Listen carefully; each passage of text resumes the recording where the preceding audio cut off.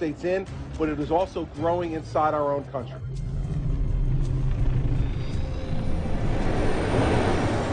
Time magazine says al-Qaeda was planning a cyanide attack, which could have killed thousands.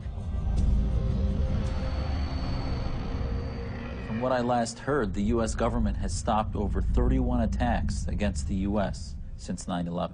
These homegrown terrorists may prove to be as dangerous as groups like al-Qaeda, if not more so.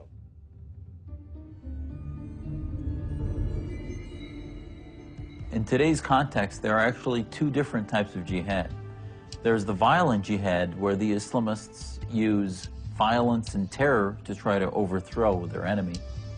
And then there's what has been termed the cultural jihad, where these Islamists use in a most duplicitous way the laws and the rights they are given in our society to try to work against society and overthrow it. America needs to understand that the jihadist machine is already within the society. Americans are being told that many of the mainstream Muslim groups are also moderate, when in fact, if you look a little closer, you'll see a very different reality. One of their primary tactics is deception.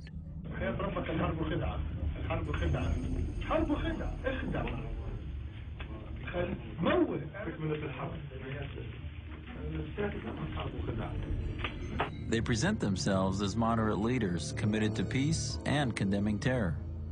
As Muslims, we want to state clearly that those who commit acts of terror in the name of Islam are betraying the teachings of the Quran and the Prophet Muhammad. But when asked about specific terrorist groups, CARE officials are either evasive or outright supportive.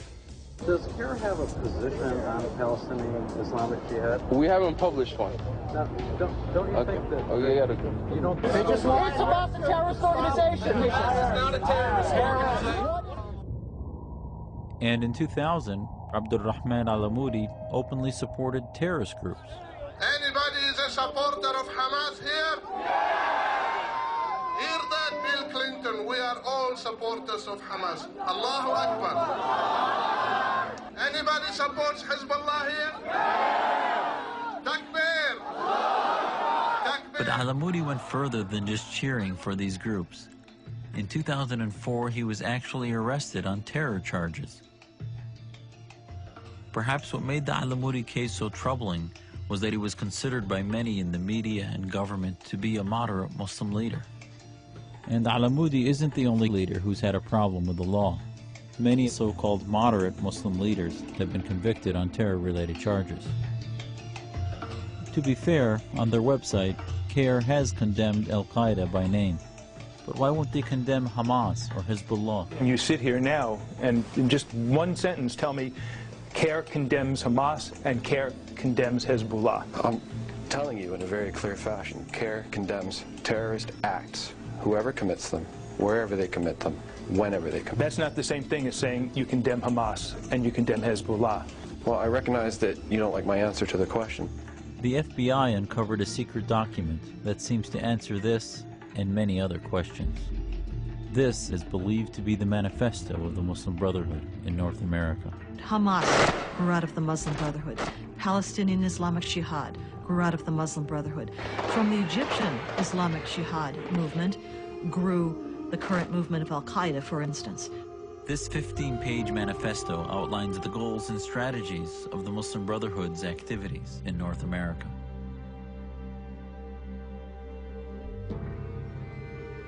On page 7, the document states that their work in America is a kind of a grand jihad in eliminating and destroying the Western civilization from within.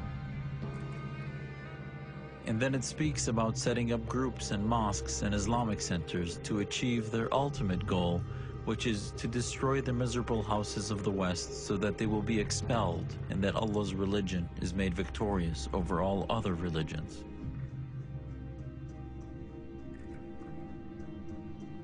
And at the end of the document, it lists the organizations that can help in carrying out these goals.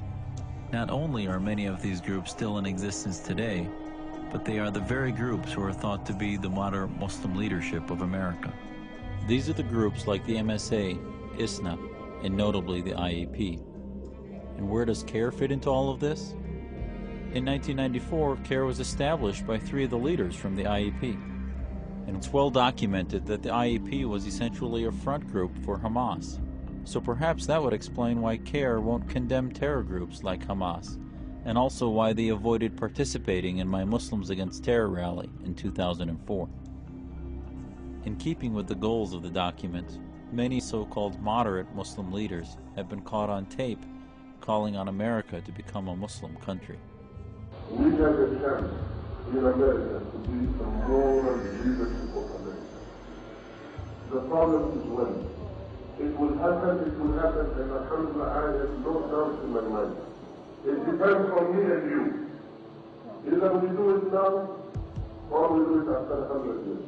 But this country will become a Muslim country. Before Allah opens our eyes for the last time, you will see a platform for being the second largest religion in America. That's where we are now. Being the worst religion in America. Islam is coming to America not through violence. It's coming to America the same way Christianity came to Rome. You've got Imam Abdul Musa, who is known as an influential speaker in the Muslim community around the world. Allah says that Islam will rise to its proper position in the world, whether these mushriks, whether these munafiqs, whether these criminals, whether these zalimeen, all of them, whether they get together, still Islam will reign supreme, whether they like it or not. Are you starting to see a pattern here? The leaders of radical Islam, or many of them, realized that they cannot win the United States at the military level. So they plot another thing or another plot to infiltrate America from within.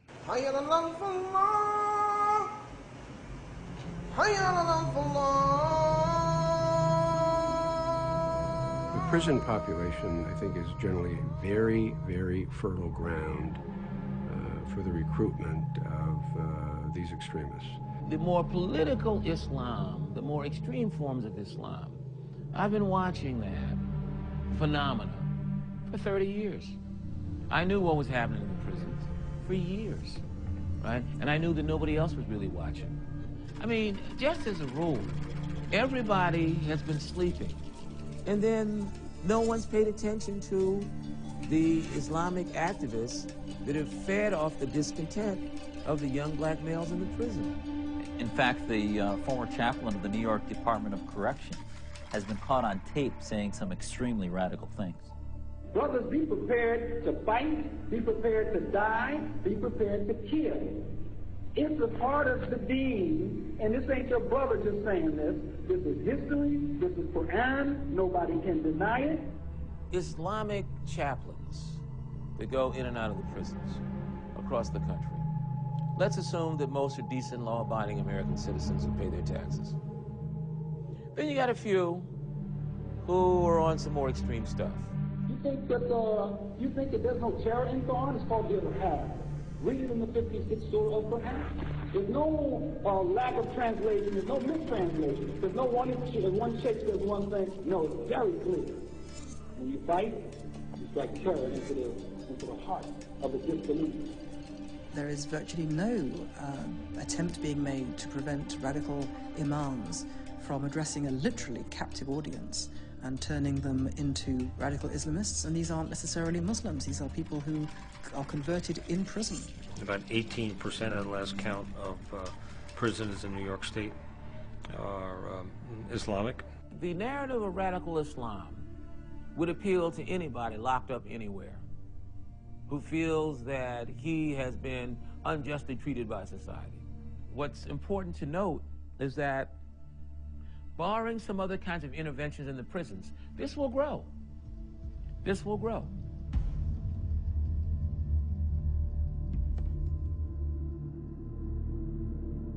Isn't it time for the unbelievers to discard these incoherent, illogical beliefs, theories, and conjecture?